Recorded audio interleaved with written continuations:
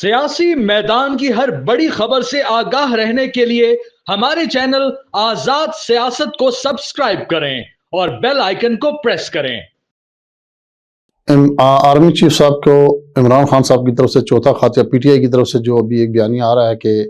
عمران خان نے چوتھا خط بھی آرمی چیف کو لکھ دیا۔ اب عمران خان صاحب کی مجھے سمجھ نہیں آ رہی کہ انہوں نے یہ خط جو ہے وہ والا سلسلہ شروع کر دیا جو ایک عاشق اپنی محبوبہ کو لکھتا رہتا ہے اس کو منانے کے لیے۔ جیسے پرانے وقتوں میں جب یہ ڈیجیٹلائزیشن نہیں تھی اور S M S WhatsApp اور ان چیزوں کا دور نہیں تھا، اب تو بڑی جدت کا دور ہے، تو اس زمانے میں خط و کتابت کے ذریعے جو ہے نا وہ اپنی محبوبہ کو منایا جاتا تھا، ناراض محبوبہ کو۔ تو اب عمران خان صاحب نے بھی وہی پکڑ لی ہے ایک تحریک کہ بھائی صبح سے لے کے شام تک جو ہے نا ہر ہفتے بعد جو ہے ایک خط لکھتے ہو، پورا ہفتہ جیل میں فارغ بیٹھے رہتے ہیں، پھر ہفتے بعد جو ہے نا ایک جو ہے نا خط لکھ دیتے ہیں کہ شاید میری محبوبہ مان جائے۔ یہ محبوبہ ماننے والی نہیں ہے، اور یہ جو ماضی میں ان کے جو بھی ان کا ایٹیٹیوڈ رہا ہے اس سے یہ ممکن نہیں ہے کہ ان کے ساتھ جو ہے نا کوئی فی الحال ابھی تک جو آرمی چیف صاحب کی طرف سے رپلائی بھی آیا ہے وہ ممکن نہیں ہے کہ وہ ان کے ساتھ کسی کو جواب دینے کا وہ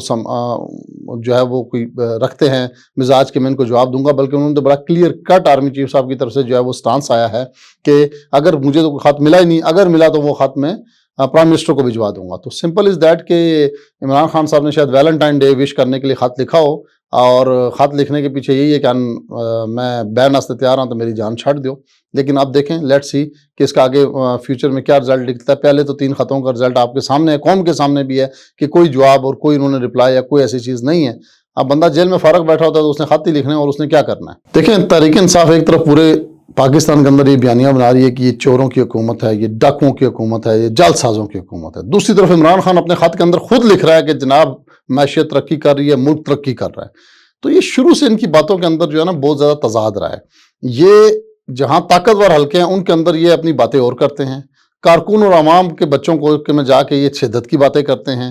روڈوں پہ سڑکوں پر آ کر لوگوں کے بچوں کو جو ہے یہ اور نظریے کے تحت لے کر آتے ہیں، حالانکہ جبکہ اصل میں ان کا جو اپنا موقف ہے وہ جو ہے وہ آپ ان کے خط و کتابت سے آپ جو میں نے تو خط پڑھا نہیں، جو آپ بتا رہے ہیں اس کے سامنے اگر آپ دیکھیں جائیں تو اگر معیشت ترقی کر رہی ہے اور ملک اچھی سمت پہ چل رہا ہے تو آپ کیا ہر چوتھے دن یا آپ ہر کیا کچھ عرصے بعد جو ملک کے اندر ایک فساد برپا کرتے ہیں، تو اس کا مطلب ہے کہ آپ اپنا ایڈمیشن قبول کر رہے ہیں کہ ہم ملک کو ڈیریل کر رہے ہیں اور ملک کو چلنے نہیں دے رہے۔ دیکھیں شیر افضل مروت صاحب جس دن سے پارٹی کے اندر آئے تھے اس دن سے وہ بڑی دلچسپ شخصیت ہیں، اور ان کا پارٹی کے اندر جس طریقے سے آنا، چونکہ وہ سوشل میڈیا کے ذریعے ایک ہائپ کریٹ ہونے کے بعد وہ ایک ہیرو کی طرح سامنے آئے۔ نو ڈاؤٹ کہ مشکل وقت میں پارٹی کے لیے انہوں نے بہت بڑا کام بھی کیا، اور یہی چیز جو ہے پی ٹی آئی کے لوگوں کو بھاتی نہیں ہے۔ لاسٹ جلسے کے اندر شیر افضل مروت نے جو الفاظ کہے میں ان کی تائید کروں گا کہ ہم مشکل وقت میں کھڑے ہونے والے لوگ ہیں، اور جب اچھے وقتوں میں اچھے لوگوں نے ہمارے لب سی دیے ہیں۔ تو یہ بڑی اچھی انہوں نے ایک بات کی ہے۔ شیر افضل مروت ہمیشہ جب بھی پارٹی پہ مشکلات آئی تو وہ کھڑے رہے، لیکن عمران خان صاحب کا یہ پرانا وتیرہ ہے کہ ہمیشہ انہوں نے اپنے محسن جتنے بھی تھے وہ محسن کش ہیں بیسیکلی، چاہے وہ جہانگیر ترین تھا، چاہے وہ علیم خان تھا، چاہے وہ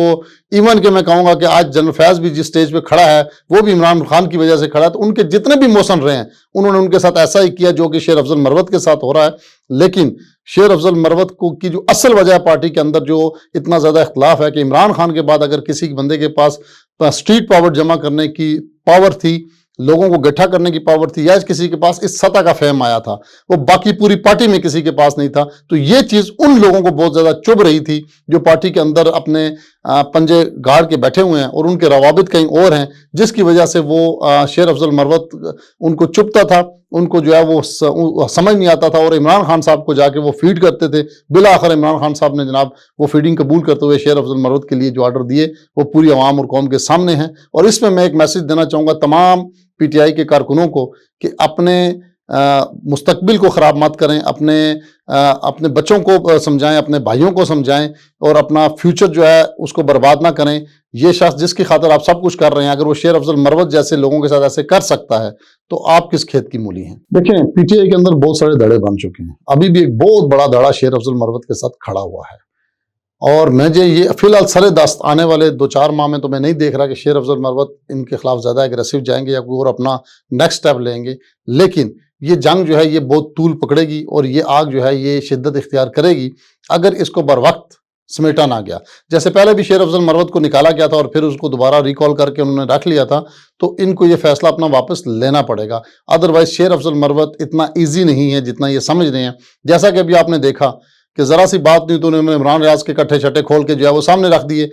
ادھر عمران ریاض جو ہے وہ گنڈا پور کے خلاف جو ہے وہ بعد میں, اور یہ بات بھی اب سامنے آ گئی کہ عمران ریاض اور گنڈا پور کے درمیان اختلاف کی وجہ کیا تھی. وہ شیر افضل مروت نے بھی بیان کی کہ جی یہ مائنز کے ٹھیکے مانگ رہا تھا, وہ اس کو ٹھیکے نہیں دے رہا تھا, جس پہ ان کے اصل میں آپس میں تنازع شروع ہوا اور پھر بات گالم گلوچ تک, اور وہ ساری چیزیں آپ کے سامنے ریکارڈ پر موجود ہیں, اور پھر صوبہ چھوڑنے تک اور پھر ملک بھاگنے تک یہ نوبت یہاں تک پہنچ آئی. تو اصل میں یہ بہت سے رازوں سے پھر جو ہے نا اس طرح پردہ اٹھے گا. دیکھیں یہ جو فواد چودھری صاحب نے آج شعیب شاہین صاحب کے کو تھپڑ مارا ہے, بیسیکلی کسی بھی لحاظ سے, ایتھیکلی آپ دیکھ لیں, اخلاقی آپ دیکھ لیں, کسی بھی لحاظ سے کسی بھی کوئی بھی معاشرہ جو ہے نا وہ اس کی اجازت نہیں دیتا. بحیثیت اس ایکٹ کے تو میں مذمت کروں گا کہ یہ نہیں ہونا چاہیے. اب ہم نے دیکھنا یہ ہے کہ اس کے پیچھے کون سا اتنا غصہ تھا فواد چودھری کو, یا کون سی ایسی باتیں تھی جس کی وجہ سے وہ اس نوبت تک پہنچے کہ دست و گریباں ہوئے اور پھر جو ہے نا انہوں نے تھپڑ بھی رسید کر دیا. اب یہ وہ بات ہے, فواد چودھری صاحب نے جب سے پارٹی چھوڑی اور پھر انہوں نے کیا اور دوبارہ پارٹی میں انہوں نے آنے کے لیے بہت سارے راستے اپنے لیے بنانے کی کوشش کی, تو پی ٹی آئی کے اندر جو اختلافات کی جو جنگ تھی وہ تو چلتی رہتی تھی. تو اصل حقائق جو میرے تک ابھی پہنچے ہیں کہ شاید فواد چودھری صاحب یہ سمجھتے تھے کہ شعیب شاہین جو ہے نا یہ ایک بڑی رکاوٹ ہے, یا شعیب شاہین جو ہے وہ مجھے پارٹی میں ان نہیں ہونے دے رہے, یا میرے خلاف جو ہے نا یہ پراپر لابنگ کرتے ہیں, جس کا ان کا آپس میں بہت زیادہ غصہ بھی تھا. اب اس غصے کا اظہار انہوں نے آج ڈیرہ جیل کے اندر جو ہے وہ دوران سماعت جو ہے ان کے آپس میں جو بھی ہوئی, جس کے بعد انہوں نے ان کو جو ہے نا وہ تھپڑ رسید کر دیا. اب فواد چودھری صاحب کی اگر آپ صحت دیکھیں اور شعیب شاہین صاحب کی صحت دیکھیں تو یہ ایک اس میں بہت بڑا ایک فرق ہے. شعیب شاہین صاحب ایک ہمارے بار کے جو ہے وہ وکیل بھی ہیں اور ان کی صحت بھی ٹھیک نہیں ہے, تو ہم کسی بھی طرح سے جو ہے نا اس ایکٹ کی جو ہے نا وہ کو اپریشیٹ نہیں کریں گے. یہ جو بھی ایکٹ ہے یہ اچھا نہیں ہے. اس پہ جو ہے اگر کوئی بھی بات ہے, آپ کو اگر کسی کے ساتھ اختلاف بھی ہے, کوئی بات بھی ہے, تو آپ کو اگر کوئی بالفرض اگر ہم اس سٹیج پر یہ کہیں کہ فواد چودھری جو سوچتا ہے وہ بالکل سچ بھی ہے, تو ان کی لائعمل اس کا طریقہ کار الگ ہے. اس کا طریقہ کار یہ نہیں ہے. اب کل کو فواد چودھری صاحب بار میں, یا ان کو تو آج دن کیسز لگے ہوئے ہیں, تو آپ اس کا ریئیکشن دیکھیے گا کہ وکلاء کی طرف سے کہیں ایسا نہ ہو کہ میں دیکھ یہ رہا ہوں کہ آنے والے وقتوں میں کہیں فواد چودھری صاحب کے کو جو ہے نا وہ جوتے اور ڈنڈے نہ پڑیں, جو کہ فواد چودھری صاحب برداشت پھر نہیں کر پائیں گے, تو اس کا ریئیکشن اچھا نہیں آئے گا. دیکھیں عمران خان صاحب جو ابھی پتہ کھیلنے کی کوشش کر رہے ہیں کہ اپوزیشن کے گرینڈ الائنس سے ہوں گے, تو یہ بھی کہ ان کے خواب خیالی ہے, یہ اکیلے ہی ہوں گے. یہ میں آپ کو کوئی اپوزیشن کا بندہ ان کے ساتھ اس طرح کی شدت پسندی کے اندر نہیں کھڑا ہوگا, یہ تو کلیئر ہے. اب یہ جو کہتے ہیں نا, دیکھیں جیل میں بیٹھ کے خط لکھنا, پھر کہنا ایک طرف سے کہ دوسری طرف سے کہ جناب کہ میں عید کے بعد بھرپور جو ہے وہ کمپین, تو یہ ان کی سوچ ہو سکتی ہے, لیکن یہ پریکٹیکلی کہیں بھی امپلیمنٹ ہوتی نظر نہیں آ رہی. یہ ان کا خیال ہے, وہ بہت ساری کال دے چکے ہیں. یہ وہ بات ہے کہ جب بچے کو کھانا نہیں ملتا تو وہ چیخ چیخ کے روتا ہے, پاؤں مارتا ہے, کچھ نہ ہو تو کبھی ادھر بھاگتا ہے کبھی ادھر بھاگتا ہے کہ میری بات سنو. تو ان کی بھی اپوزیشن اب وہ ہو چکی ہے کہ یہ ساری حربے جو ان کے ہیں صرف اس وجہ سے ہیں کہ میرے ساتھ بیٹھو اور میرے ساتھ معاملات کلیئر کرو تاکہ میں اپنی جان چھڑا سکوں. دیکھیں اس ملک کے اندر بہت ساری ایسی چیزیں ہیں جو سامنے آ سکتی ہیں. سزائے موت تو نواز شریف کو بھی ہوئی تھی. لیگلی جو راستہ وہ یہی ہے کہ وہ اپیل کریں گے اور اپیل کے بعد ان کا جو ہے نا وہ ڈیسائیڈ ہوگا. لیکن جب معاملات طے پا جاتے ہیں تو پھر وہ اپیلیں بھی جلدی سننے کو آ جاتی ہیں, وہ فیصلے بھی جلدی ہو جاتے ہیں. یہاں قانون جو ہے جو سالوں میں فیصلے نہیں ہوتے وہ منٹوں میں ہونا شروع ہو جاتے ہیں. تو یہ کوئی اتنی بڑی بات نہیں ہے کہ راستہ کیا ہے. اصل بات ہے کہ ان کا ریاست پاکستان اور حکومت پاکستان کے ساتھ معاملات طے ہونا. جب تک معاملات طے نہیں ہوں گے عمران خان صاحب کے لیے کوئی بھی راستہ کرنے کی امید قانونی مجھے نظر نہیں آ رہی. دیکھیں جمہوریت کے اندر پارٹیز کا آپس میں اختلاف ہوتا رہتا ہے چیزوں کو لے کے, معاملات کو لے کے اور بہت سی باتوں کو لے کر. اگر پی ٹی آئی پیپلز پارٹی نے کوئی ایسی چیزیں جو حکومت نے ان کی پوری نہیں کیا, پی ایم ایل ایل نے ان کے سامنے کسی بات پہ اختلاف کیا,